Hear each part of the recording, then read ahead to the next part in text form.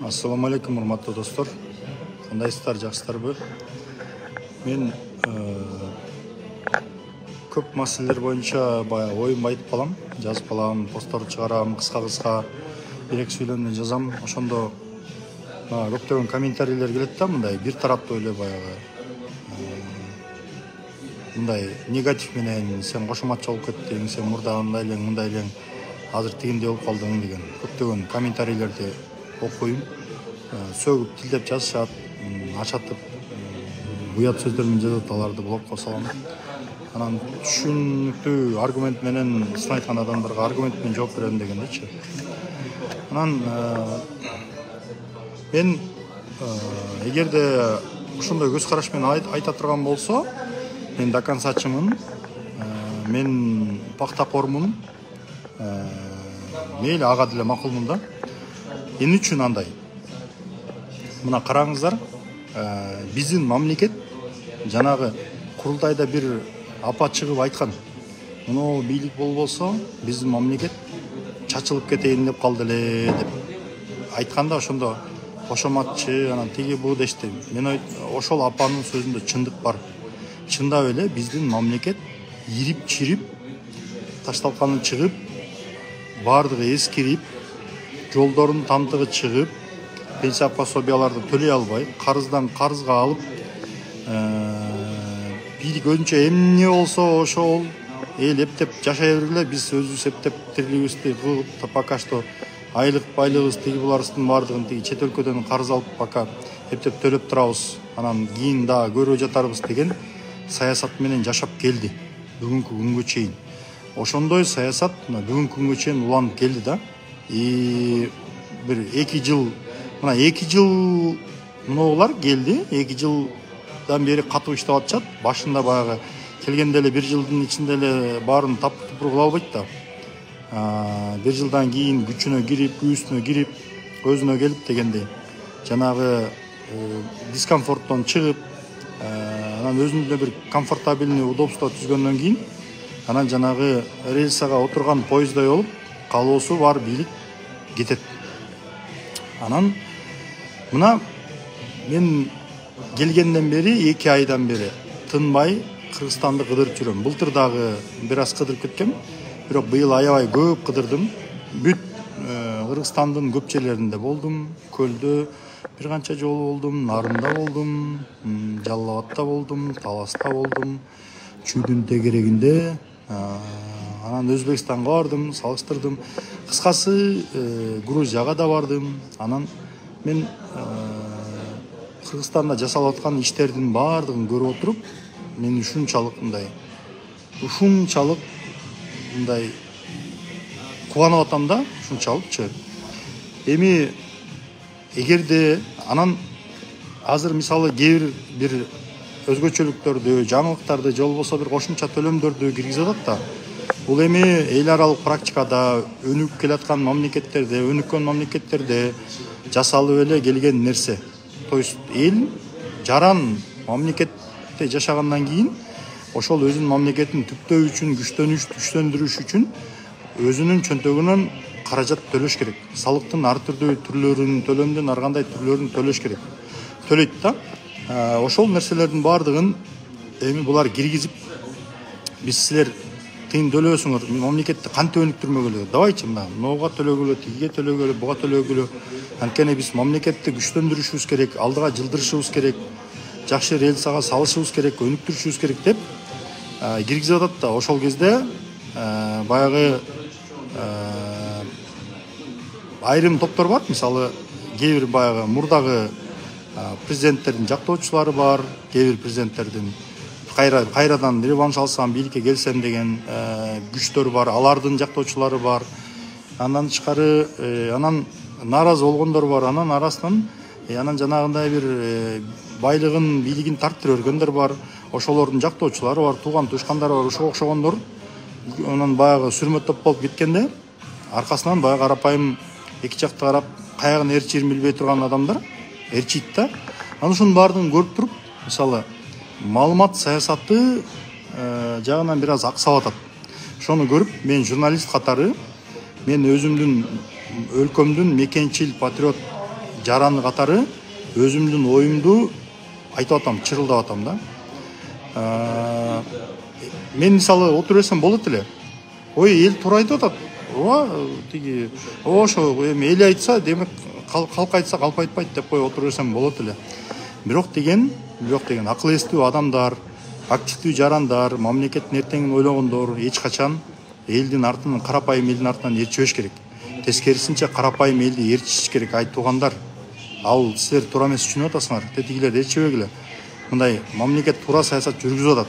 Бул бизге керек деп айта турган мага окшогон доконцашниктер, мага окшогон пактакорлор, тырмакчанын ичинде алып айтайын, керек. Коомго керек.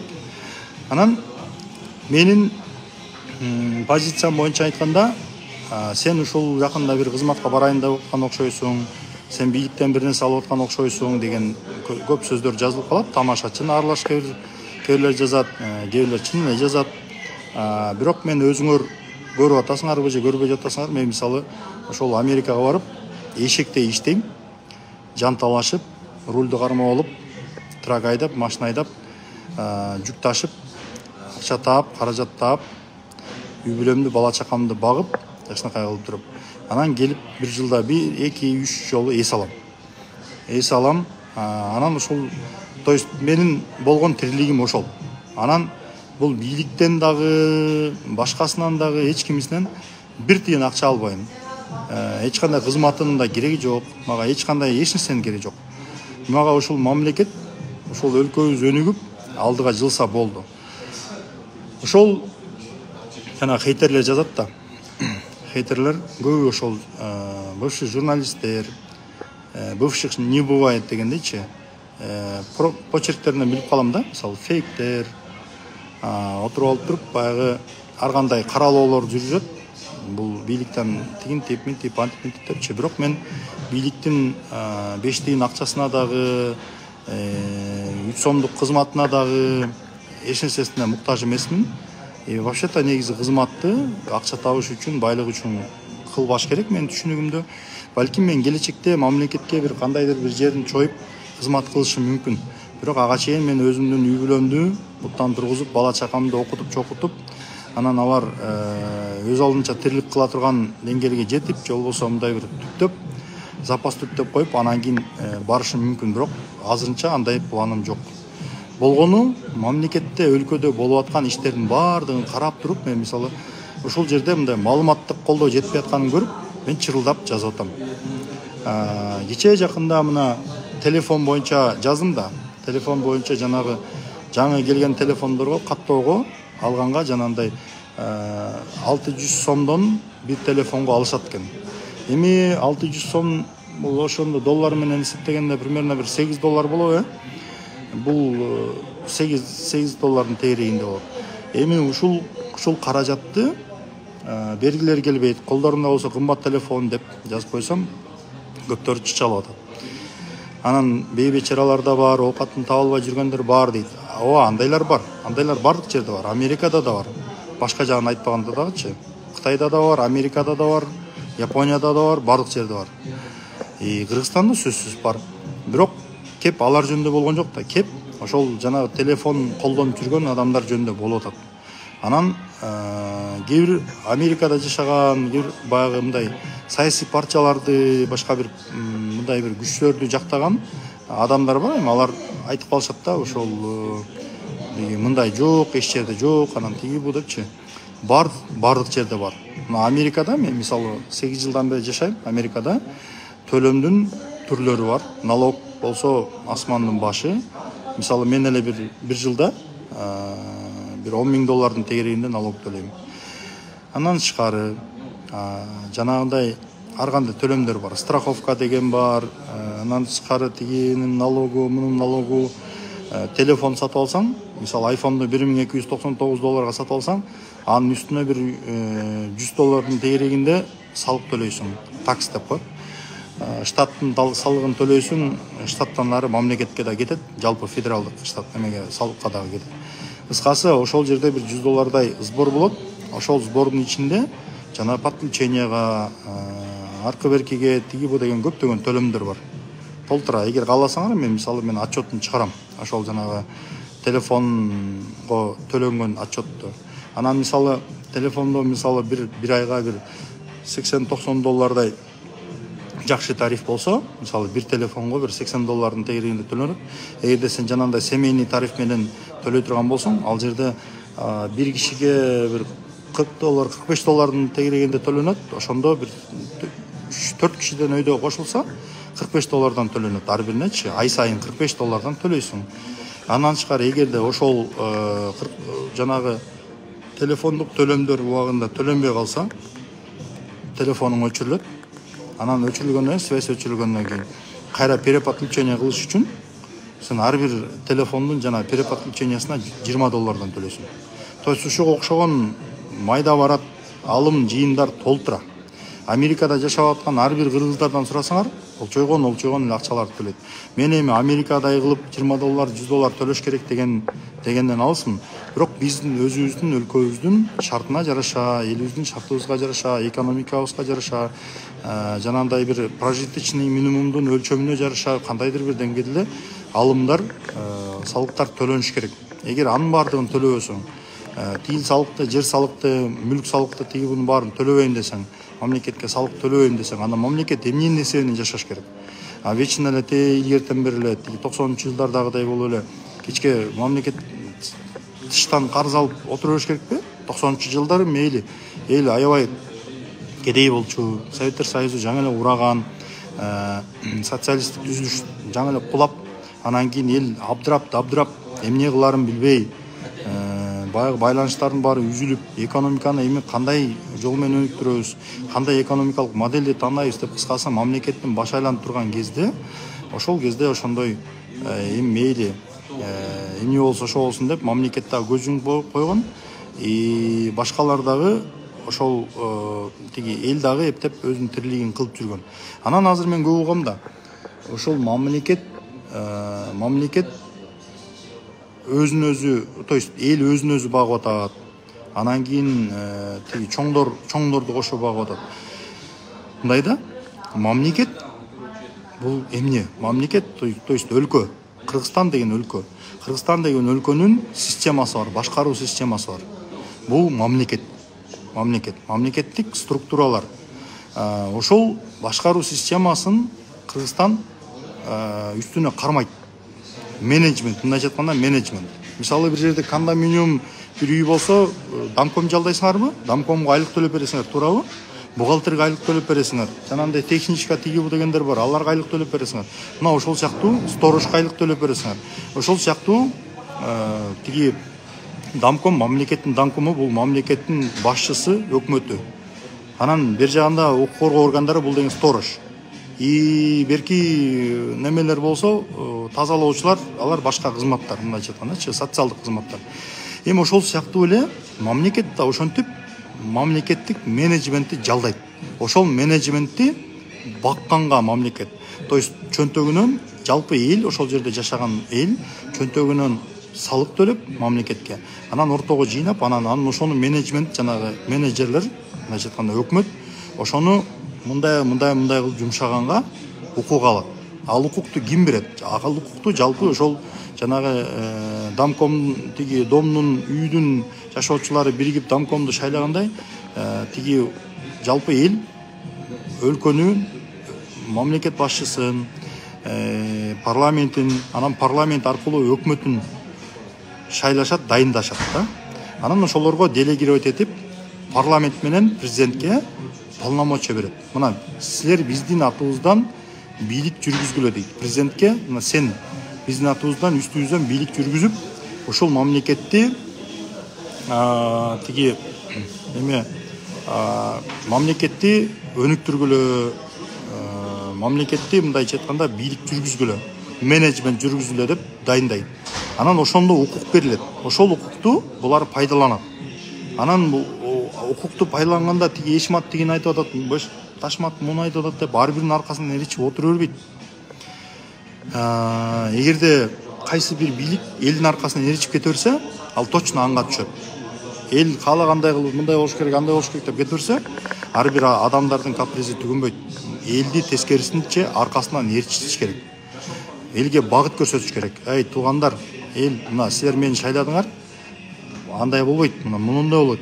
Ыйгарым укуктарыңды бердиңер, мен ошол ыйгарым укуктун негизинде мондай маселени чечем. Ал мамлекеттин келечеги үчүн дейт. Ошол сыяктуу эми кыскасы сөз көп. Мен мындай ток этер жерин айтканда, мен ушул өлкөнүн өнүгүшүн каалайм.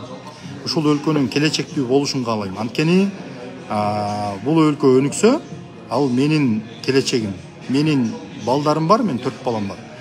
Ошолордун келечеги. Келечектеги мен неберелеримдин, чөбөрөлөрүмдүн келечеги.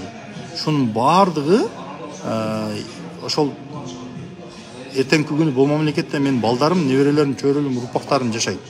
Ошол урпактарга биз жакшы мамлекет калтырышыбыз керек. Жакшы мамлекет калтырыш үчүн калыс сөздү айтыш керек. Жакшы нерсе болсо колдош керек. Эми экинчи жагы бар, медалдын экинчи жагы бар.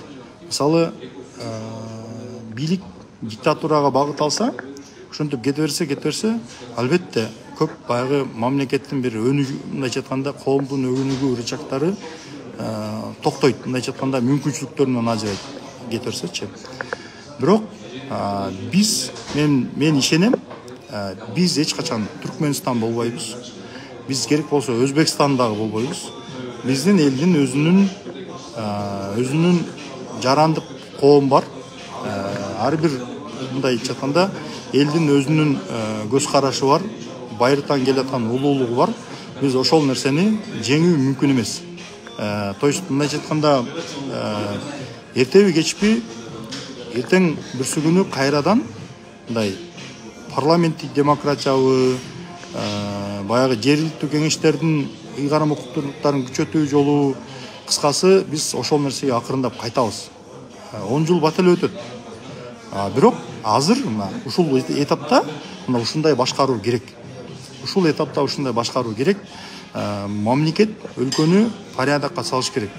Бизге тартип керек азыр. Көрүп атасыңарбы? Профсоюздар эмне кылган, бүт эс алуучу жайлардын баардыгын басып алышкан, ирип-чирип, талаганы таланып, тонолгону тонолуп, быркын-тыркыны чыгып жатат да. Жолдордун мындай социалдык инфраструктуралардын абалын карасаңар, кейпи келишип калган.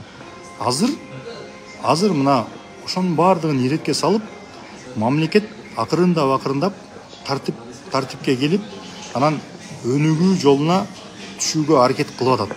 Биз ошол учурда эгерде өлкөбүз бизге керек болсо, мамлекет бизге мындайча айтканда баары бир болбосо, анда биз ошол жакшы нерселерди колдошубуз керек. Ошондой.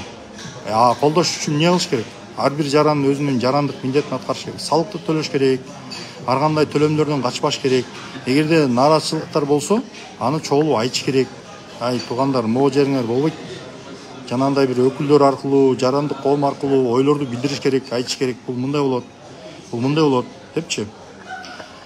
Анан эгерде жок, анан баягы популисттик менен кете берсек, анда ар кимибиз өзүбүзчө ары бери тартып берсек, жанагы немедей Крыловдун тамсилиндегидей болуп калабыз. Бул кичинекей мамлекет, бул Россия Федерациясы эмес, бул Америка Кошмо Штаттары эмес. Бул бир кандайдыр бир тиги нефтиси немеси эртең бир нерсе болсо жарымын жесең жарымы калат деп турган тиги бир нефти мамлекет, байлык запасы көп бир эмес, өлкө эмес. Биздин өлкөбүз өтө уязвимый, өтө гибкий, анан кийин өтө чакан өлкө. Бул өлкө менен өтө көп тамашалашып, ары бери чой бергенге болбойт.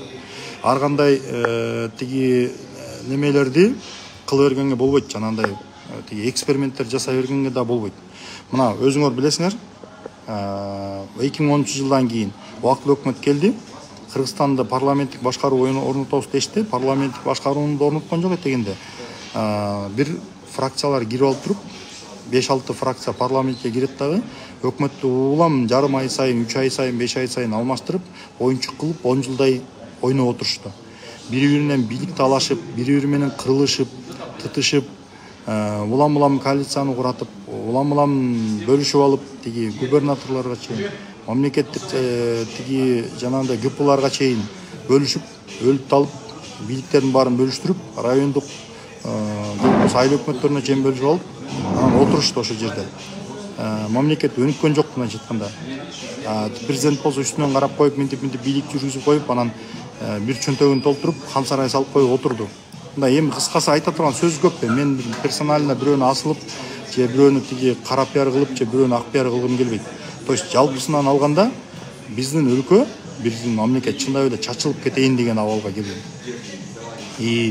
Бүгүнкү күндө Кудайга шүгүр, могу жасап аткан иштердин баардыгын, көп иштердин, буларда да бир канча мүнчүлүктөр, кемчиликтер болот, бирок анткени борборлоштурулган бийлик болгон жерде сөзсүз ушундай башаламандыктар болот. Бирок карасаңар, на каждом шагу, кайсы жерде болбосун, кайсы тешикте болбосун, кайсы аймакта болбосун, ким 5000 сом алабы, 3000 сом алабы, 5000 доллар алабы, 5 миллион алабы, бардыгын апарып туруп, камаачысын камап, кустуручун кустуруп, эметип, тиги тазалатчысын тазалап атат, айдачысын айдап атат.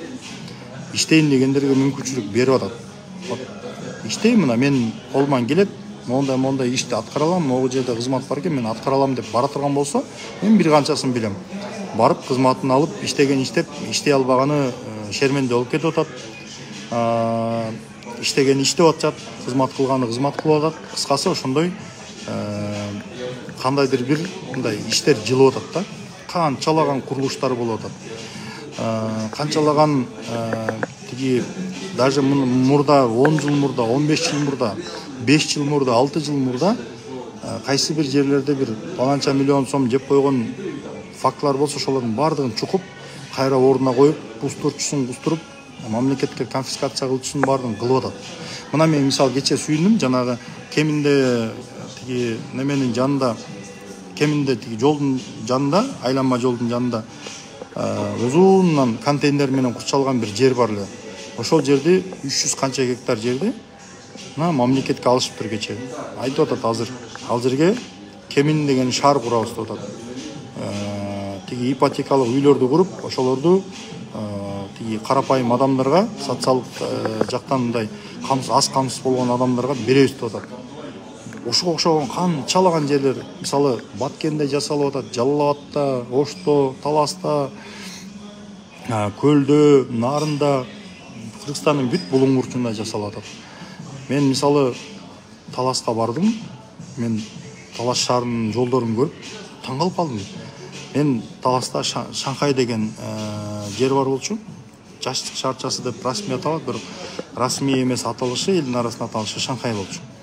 Эмнеге антип атап койгонун билбейм. Мен ошол жерде өскөм. Ал жерде керек болсо шагыл да төгүлбөгөн жолдор бар. Ылай, жазгысын бутубузга биз немени салафанны кийип алып, анан таштак жолго чейин эптеп салафан кийип барып, анан ошентип жашачубуз. Ошол жерлердин баардыгына барсак, асфальттар салынып калыптыр. Асфальт. Мен ал жерге асфальт эмес, ал жакта шагыл төгүлөт деп ойлогон эмесмин. Мисалчы. То есть мына Талас шаарына канча деди? 1 миллиард 200 миллион сом ушундай каражат бөлүнүптүр. Талас шаарына эле. Кыргызстанда Талас шаарына окшогон шаарлар толтура. Азыр 3 завод, 8 аттракцион курабыз деп атат. Буга окшогон мен Жалал Абадка бардым. Жалал Абад мына Өзбекстандын шаарларына тең тайлаша турган, атаандаша турган, жарыша турган деңгээлге чыгып барат. Сонун болуп. Немеге Нарынга бардым, Нарындын жолдору оңдолуп атыптыр. Кыскасы Кыргызстандын бардык жеринде кандай мүмкүнчүлүк болсо, Кыргызстандын болгон потенциалын пайдаланып, мүмкүнчүлүгүн пайдаланып, ортого сыгып, чогултуп, анан ошону мамлекеттин кызыкчылыгына жумшап атышат. Анан Кыргызстандын мындан ашкан, мындан артык потенциалы жок. Кыргызстандын да мындан ашкан миллиарддаган акча жок. Болгон миллиарддан акчанын баардыгы ортого чыгып, көмүскөдөн өйдө чыгып бүттү. Мына Кыргызстанда баардыгы буга чейин Райымды камабайбы, ана Райым миллион камалат деп Садыр Жапаровдун бир кыйкырган митингде сүйлөгөн сөзүн мисал кылып алып эле Райым миллион камалат деп шылдыңдашып, анан тийишип, ошону алып чыгышып, анан гана камабайт деп жүрүшчү эле. Мына Райым миллионда камалып жатат. Баардыгы. криминал аттуулардын бардыгы кайсы жерде ким эмнени ээлеп алган болсо, эмнени тартып алган болсо, ошонун бардыгын кустуруп, мамлекетке төктүрүп, ордуна коюп, камачысын камап, соттогучусун соттоп атат. Көптөгөн мен мисалы мындай тааныш, жакшы билген адамдар деле ошондой мыйзам чегинде жоопко тартылып атышат. То есть эми биз барыбыз калыс болушубуз керек да. Биз адилет болушубуз керек. Ошол эгер адилеттүүлүктү кааласак, адилеттүүлүк орношун кааласак, мамлекеттин өнүгүшүн кааласак, анда биз жакшы нерселерди колдошубуз керек да. Анан кийин эле тиги Максим 60 тыйын кылган, анан азыркылар 600 сомдон чогултуп атат деп туруп, жалган жалаанын баарын ушактабай, эки жакты карап туруп, мындай анализдеп, маалыматты кабыл алганда анализдеп кабыл алганга аракет кылышыбыз керек. Ошондой анан мисалы Максим Бакиев ар бир телефондук звонокко, телефондун звоногуна ар бир чалууга 60 тыйындан алган. Бул деген бир телефонду, мындайча айтканда, смартфонду алганда, сатып алганда мамлекетке 600 сом налог төлөйсүң деген сөз болду. Ал төлөнөт ансыз делечи.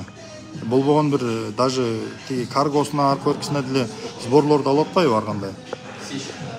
То есть ошого окшогон мындай кээде баягы бир айтайын деп мындай колум бошобой жүрдүм. Анткени мен өзүмдүн тирилигим бар, бала чакам бар дегендейчи. Мага эч ким айлык төлөп бербейт, бирок ошентсе дагы отуруп мамлекет мындай бир ошол кайсы жерден акса атса, ошол жерден маалыматты элге түшүндүрүшүп, аракет кылып, маалымат жеткирейин деген бир мындай ойдо кээ бирде жазып калам. Узак пост жазганга убактым жок. Кээде ушинтип мүмкүнчүлүк болгондо эфир кылам. Анан мына карасаңар, Жээнбековдун убагында ушундай налогдор көбөйүп кымбаттаганда жамандап чыкмаксың дейт. Эгерде ошол тиги коррупционерлер болуп, коррупционерлерге тийбей, ичкени ичип, жегени жеп, анан биягынан салык көтөрүш керек десе, мисалы, анда мен албетте айтмакмын. А дегенде тетигилердин баарын камагыла, тетияктын баарын тазалагыла, анан кийин берели депчи. Бүгүнкү күндө ошол нерсе болуп атпайбы? Порядокко келип атабы? Келип атат. Анан мисалы мен мындай Жээнбековдун убагында ошол жанагы уран маселеси чыкканда мен мисал колдогом. Уран эмне болот? Казыш керек, мамлекеттин кызыкчылыгы үчүн казыш керек, элдин кызыкчылыгына иштетиш керек деп мен мисал колдогом. Бирок бийлик эмне болду? Бийлик Facebook'тагы бир лайк баскандардан, түз эфир кылып сүйлөгөндөрдөн, анан ар кандай посттордон коркуп кетип эле тиги отказ кылып эле ошол нерсени токтотуп койду. Мамлекет андай болбош керек. Facebook'тагы бир 20-30 адамдын же 200-300 адамдын пикирин ээрчебеш керек. Мамлекеттин өзүнүн туруктуу саясаты болуш керек. Аны элге жакшылап түшүндүрүш керек. Мына азыр карасаңар, тиги эмени карасаңар, мына азыр президент өзү баш болуп, мисалычы, кайсы бир маселени элге түшүндүрүш керек болсочу, тызылдап, региондордун баардыгын кыдырып, кайсыл жерде бир нараачылык болсо, учуп барып өзү чуркап барып, элди чогултуп, тез кара кепкасын кийип алып, кара курткасын кийип алып, жүгүрүп барып туруп, маселенин баардыгын ордуна чечип, тиешелүү жетекчилерди жоопко тартып, өпкөсүн үзүп туруп, баардыгын ордуна келтирип коет. Качан ушундай болду эле? Мурда болсо алдын ала келет, анан дүжүрлөрдүн баарын чогултуп, жакында келет экен, жакында андет экен, мындет экен деп, анан даярдаган кишини чогултуп коюп, анан кол чаптырып коюп, сүйлөп кетип калчу.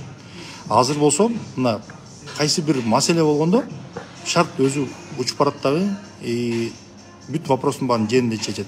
Мурдагыларга окшоп тиги губернатор, акимдерди тостуруп коюп, анан кой сойдуруп, тай сойдуруп, анан тамак жеп кетип калбайт. Азыр даже тамак да жебейт буларчы. По-моему, бир гамбургер нерсе жеп алып, жолдон кетип баратканда эметип алып, анан кийин тез бар иштерин бүтүрүп алып туруп кетип калышат да буларчы. Ушунчалык оперативно иштейт, көрүнүп эле турат да мындай кыймыл аракетиненчи. И ошол туура. Ошондой саясат жүргүзүш керек. Ошондой саясат болуп атат. Мен кээде ушунчалык кече мисалы природага чыгып туруп, элдин Дордойдо жанагы ККН тиги булар боюнча нараачылык эмелер болду. Дордойго бир 2-3 жолу барды. Президент 2-3 жолу барды. Бардыгын түшүндүрүп, чогулуштарды кылып, мондой болот деп бардыгын түшүндүрдү. Мына кече природага чыгып, табиаттын коюнуна чыгып, каерде экенин билбейм, Каркырадабы же Аларчадабы, ошол бир жерде жүрөт. Чыгып мусор терип жүрөт. Анан мындай жана акыл эси жоктор, тарбиясы жоктор ыргы мусор үрүтүп кетсе дагы акыл эстүү адамдар силеринде пакетке салып мыналарды алып чогултуп туруп колуңарга жууп калбайт. Шаарга апарып мындай мусорный бактарга таштап койгулачы, табиятты карабачы, кооз табиятты жакшынакай кылып кармайлы деп чакырык кылып ошол жерде жүрөт.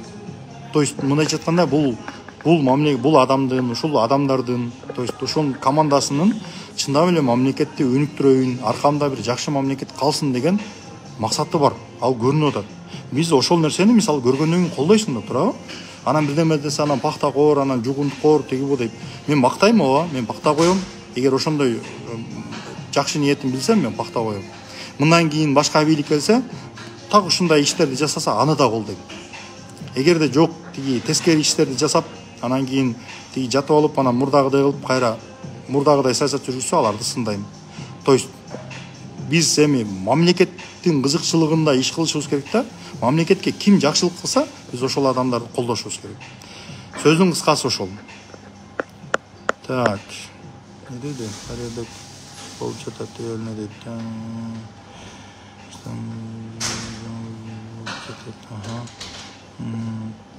Так. Элдин байлыгы уран, алтын, суу жана башканы кайка кетирип атат. Ошону айтып берчи дейт. Вот элдин байлыгы, ошол алтын, тиги уран казыла элек, урандар жана эмелер казыла элек, жана эмне эле? Платинум беле тиги алар казыла элек. Алтындар казылып атат. Жер үйдүн алтыны, анан кумтөрдүн алтыны. Ошолордун бардыгы мамлекеттин кызыкчылыгына жумшалып атат.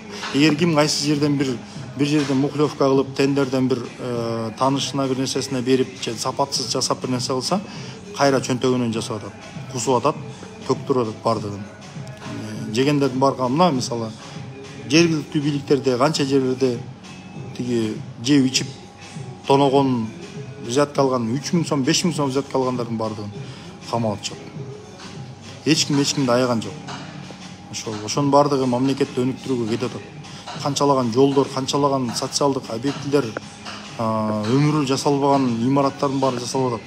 Мамлекеттик административдик имараттар курулуп атат. Мектептер курулуп атат, ФАПтар курулуп атат, больницалар курулуп атат, жолдор курулуп атат. 3 километр, 2 километрден эмес, мындай 30-40 километрден, 100 километрден, 200 километрден курулуп атат. Ошонун баары кайсы акчадан жасалмак эле. Ошол акчалардан жасалат. Көңүл бурганыңыздар үчүн чоң рахмат. Мен мүмкүнчүлүк болгон убакта эфирге чыгып өзүмдүн оюмду айтып турам. Мен оюм кыска айтканда оюм ушундай, бирок кыска болгон жок. Эгер кимге бул пикирлер кызык боло турган болсо, записти башынан түрдүрүп көрө берсеңиздер болот. Рахмат.